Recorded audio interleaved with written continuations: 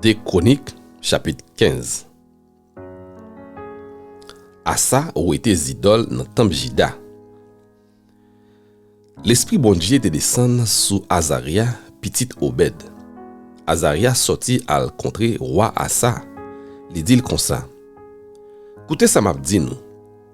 Ou même Asa ensemble avec tout le monde famille Jida avec famille Benjamin yo. Seigneur a campé avec nous, c'est nous-mêmes nous camper avec elle. Si nous cherchons, la quitte nous joindre li. Mais si nous virer dobali, la virer doba nous tout. Pendant longtemps, peuple Israël là t'a vivre sans bon Dieu, tout bon, sans prêtre pour montrer yo ça pour yo faire, sans la loi bon Dieu. Mais les malais tombés sous yo tourné dans pied Seigneur, bon Dieu peuple Israël là. Yo cherché li quitte yo joindre li. Dans temps ça yo, personne pas occupé affaire yo à qu'est posé parce que te gen gros désordre pour tout monde dans tout pays ya. Nation t'a crasé nation, yon la ville t'a détruit yon l'autre la ville parce que bon Dieu te lagé toute qualité malais sou yo. Mais nous-mêmes, mettez garçon sous nous. Pas décourager parce que n'a jeune récompense travail nous. Les as attendé message petit Obed la te bay dans non bon Dieu, li prend courage. Li fait yo été dernier vieux idole qui était dans pays moun Jida yo ak dans pays moun Benjamin yo ensemble avec toutes idoles qui étaient dans la ville li te prend dans zone Mon Ephraim yo. Li réparer l'hôtel Seigneur qui était campé dans la cour devant gros pièce top Seigneur. En pile moun sorti tout partout dans pays Ephraim, dans pays Manassé ak dans pays Simeon, yo vinn joindre Asa. Yo ta vive dans pays ya sous ordre li parce que yo te ouais Seigneur te campé là avec.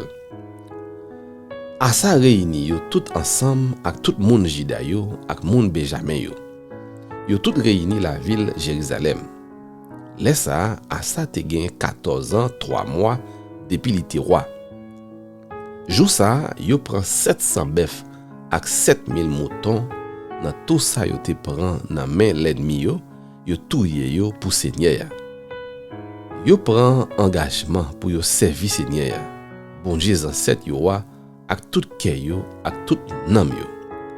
Yo promet pour yo touye n'importe monde, quitte ses femmes, quitte ses garçons, quitte ses grands monde, quitte ses jeunes monde qui pas sorti pour servir Seigneur. Yo fait serment bay Seigneur bien fort. Y a kembe engagement yo. Yo te content, yo tap relé, yo tap konnen trompette ak clairon.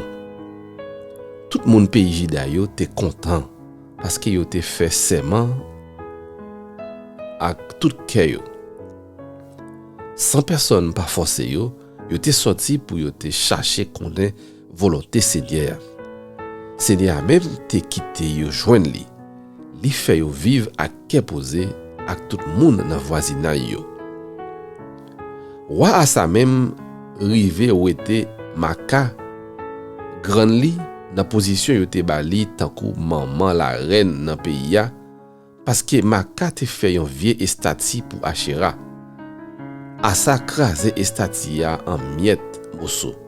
Li fait boulil dans ravine Cédron. A tout li pat rive fait disparaître tout kay idol yo. Li même li te toujours servi Seigneur ak tout keli pendant la vie li. Li prend tout sa papa te bay pour service bon Dieu, li mette yo dans temple là ak tout bagay en l'or ak en argent, li même li te bay pour bon Dieu. Pat gen la gen même jou roi Asa rive sous 35 ans depuis l'étape gouverné.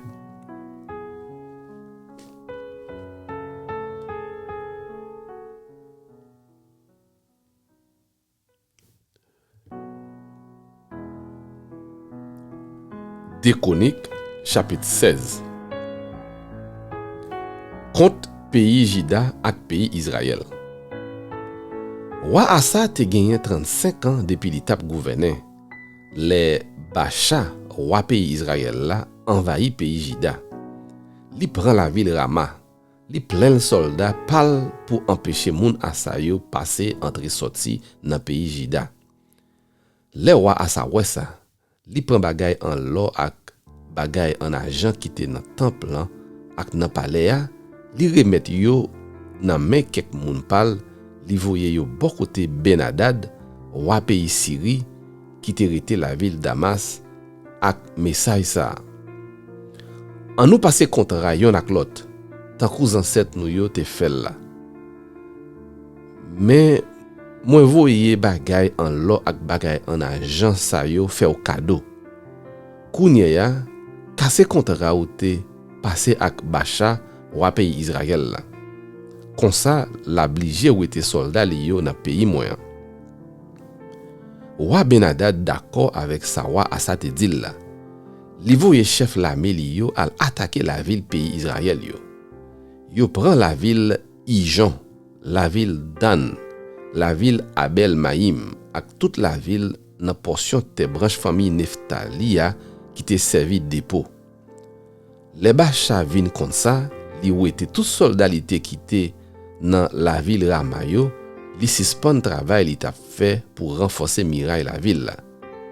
Lesa, roi Asa fere les derniers moun nan pays Jida pour ete roche ak bois roi Bacha te fait empiler pour renforcer muraille rempart la ville Rama. Roi Asa servi ak matériaux sa yo pour renforcer muraille la ville Mispa ak muraille la ville Gibeya. Histoire prophète Anani. Lesa, prophète Anani vin joindre Asa roi pays Jida. Li dit comme ça.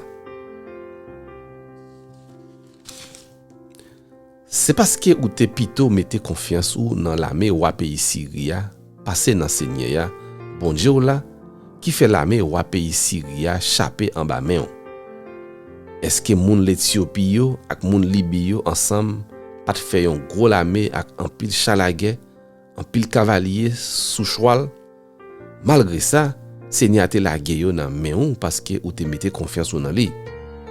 Seigneur a veillé tout ça qui a passé sous la terre. Il pas quitté en rien chapelle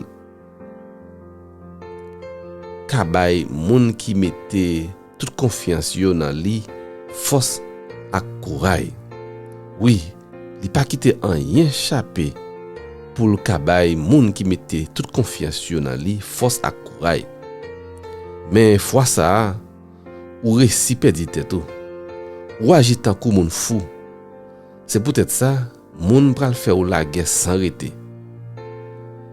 Cause ça te fait à ça fâché en pile sous prophète là. Li fait yo femelle dans prison.